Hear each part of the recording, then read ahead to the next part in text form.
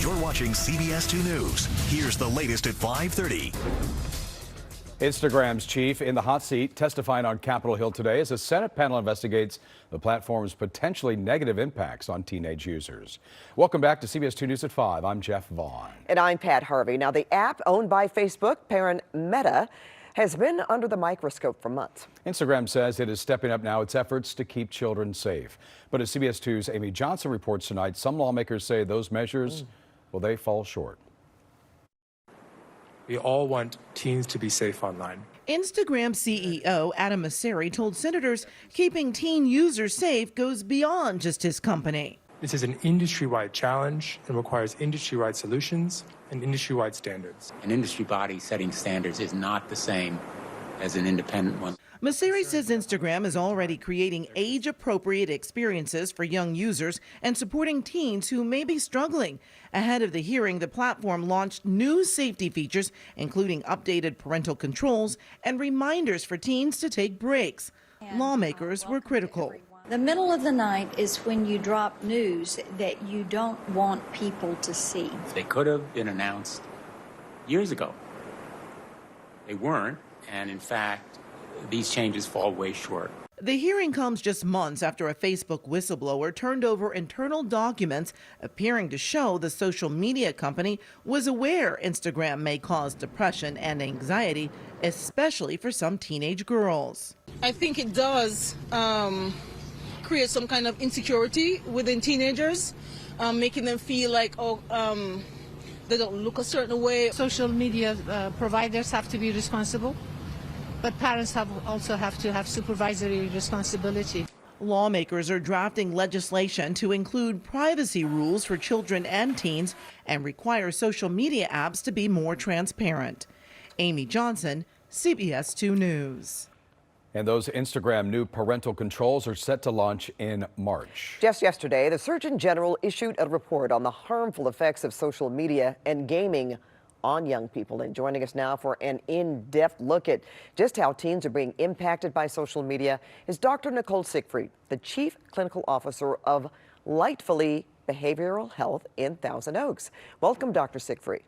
Thank you. I am so intrigued by the name. First off, doctors, can you tell us about Lightfully's mission? Yes, our mission is to change lives compassionately. And we really want to change the way that we talk about mental health and that we treat mental health for adults and adolescents.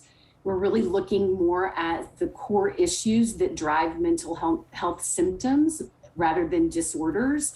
And we know that those core issues can create human suffering. And if we can help individuals really pivot in terms of those core processes, we can help pave the way for well-being and prosperity in terms of mental health.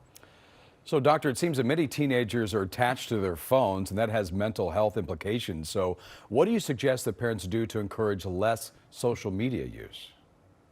Well, I think it's twofold. I think that we are beyond the phase of really being able to limit our children from having cell phones. 95% of our kids these days have smartphones. And so what we can do instead is to be able to create a media literacy with our children and start talking early on and paving the way for our children to learn about the effects of the media, also being able to sort of talk back to social media, understanding that people often show their highlight reel rather than what's really going on with them, understanding that the pictures that we see are often fabricated or photoshopped. And so being able to train or educate our children in that way will help them be better consumers of social media. Yes. Secondly, go ahead. I think that, go ahead. No, you go ahead, Dr. Siegfried. Well, secondly, I think that we can also serve as role models as adults, because I think a lot of us get sucked into social media. And so when we're together with our families, that we can put the phones down, and that can set the stage for what our children do. And so there can be things, at dinner, having no cell phones at dinner, or having no cell phones while we're together in the car. And so we can limit times in that way rather than saying, only today you can only have 3 hours on your phone. We can create other activities that we can be involved in face-to-face ways, the meaningful ways that can really augment mental health for our children in a positive way. Yeah, I love that advice, Dr. Siegfried. And likes are more important coming from your family members than people that you don't know, right? So there you go. Now, what if you suspect that a young person in your life is being negatively influenced by social media? What do you do next?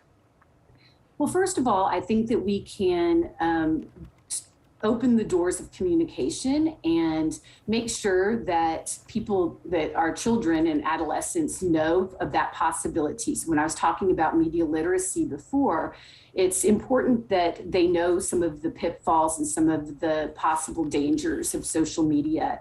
And so being able to map out what can happen and what to do in those situations ahead of time make children more likely to come to their parents when something goes wrong. And in the way that we talk to our youth when something does go wrong can make a difference so that they can understand that what's happened by somebody reaching out to them in a negative way isn't their fault, and that this is sometimes a consequence of social media and is not necessarily something they did wrong. And so that opens the doors for them to come to us more often. Well, Doctor, I especially like what you're saying to parents about leading by example. Really good information. We appreciate your time. Thank you so much.